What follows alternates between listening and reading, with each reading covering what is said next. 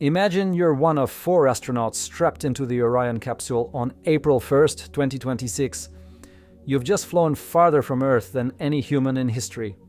252,756 miles past the dark side of the Moon, deeper into space than even Apollo 13 made it. The mission is flawless. The world is watching. And when you splash down in the Pacific 10 days later, NASA Administrator Jared Isaacman is standing on the deck, calling it the beginning of a new golden age of exploration. You'd think the path from here to the Moon's surface would be obvious, direct, inevitable. But what NASA actually announced next was one of the strangest pivots in the history of human spaceflight. Artemis III, the mission that was supposed to land 2 astronauts on the lunar South Pole, was quietly scrapped as a landing mission. Instead, it was converted into a test flight in Earth orbit, with the first actual moon landing pushed to Artemis IV in 2028. And the people cheering the loudest are the ones who don't realize what that decision is actually going to cost. This is what you could call the NASA delay spiral. A pattern most people don't notice because it unfolds over years rather than days.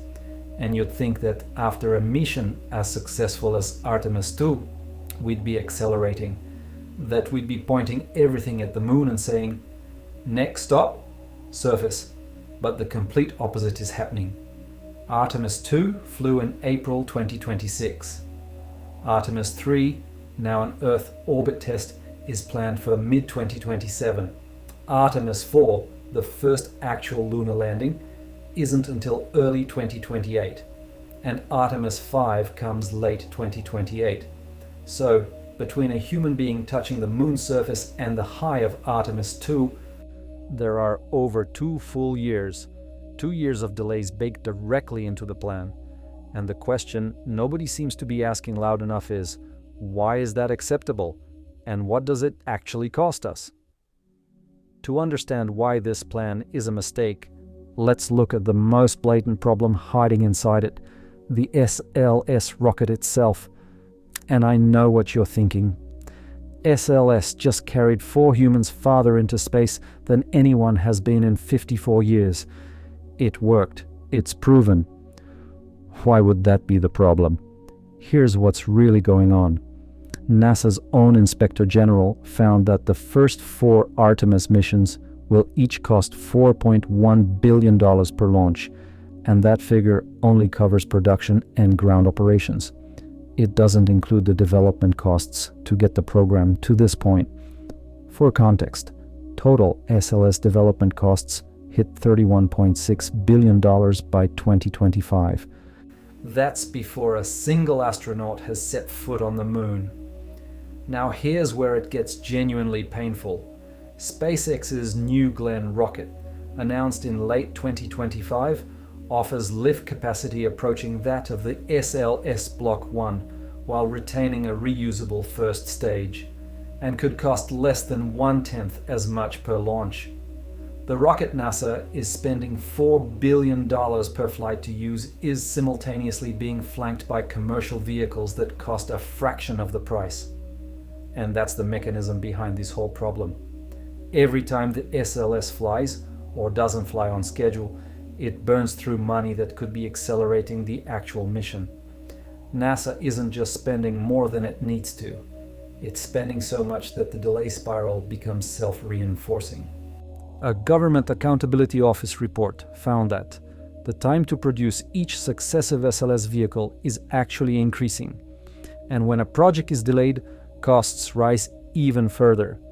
This is why Artemis III became a test mission instead of a landing.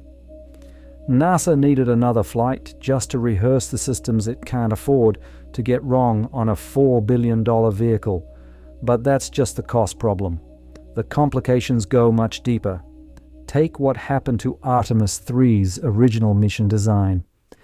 In January 2026, NASA officially delayed Artemis III to no earlier than 2028, and then in late February they expedited it to 2027, but removed the moon landing entirely. Instead, It will now test rendezvous and docking in low Earth orbit with SpaceX's Starship HLS and Blue Origin's Blue Moon landers. Think about that for a second.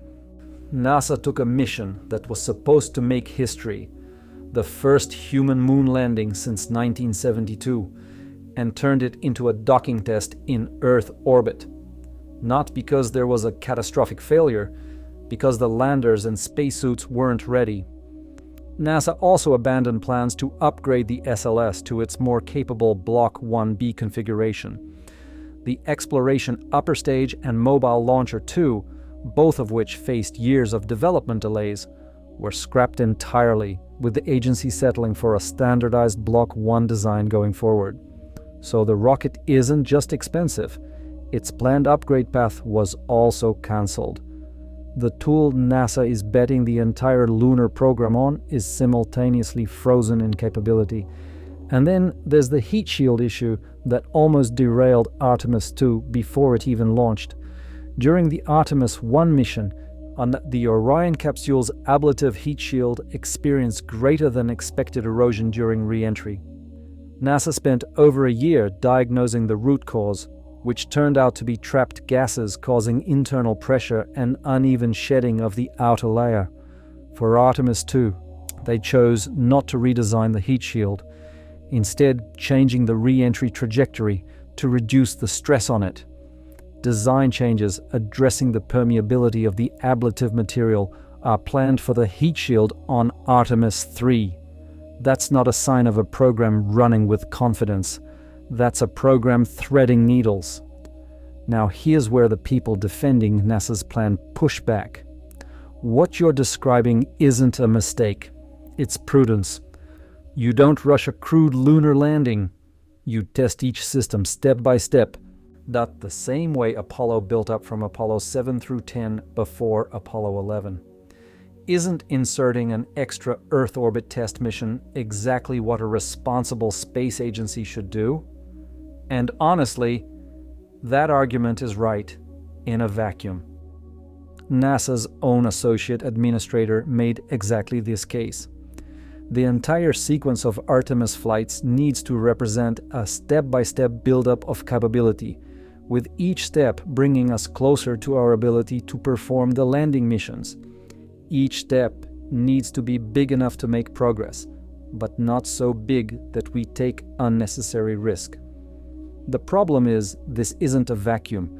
NASA isn't operating in an environment where time is free and patience is the only variable. There's a second clock running, and NASA's leadership knows it. China has built a human space program with a clear goal: landing astronauts on the moon by 2030 and starting a base there in the following years. And unlike NASA's program, which has changed direction with nearly every administration since Apollo ended, China's campaign is the outgrowth of a plan called Project 921, first backed by the Chinese Communist Party in 1992. And they have pretty much stuck to it ever since. China has already performed a key test that the US is still working to achieve. The Lanyu lunar lander completed propulsive lunar landing and lunar launch tests in simulated moon gravity conditions. Their lander hardware has been tested.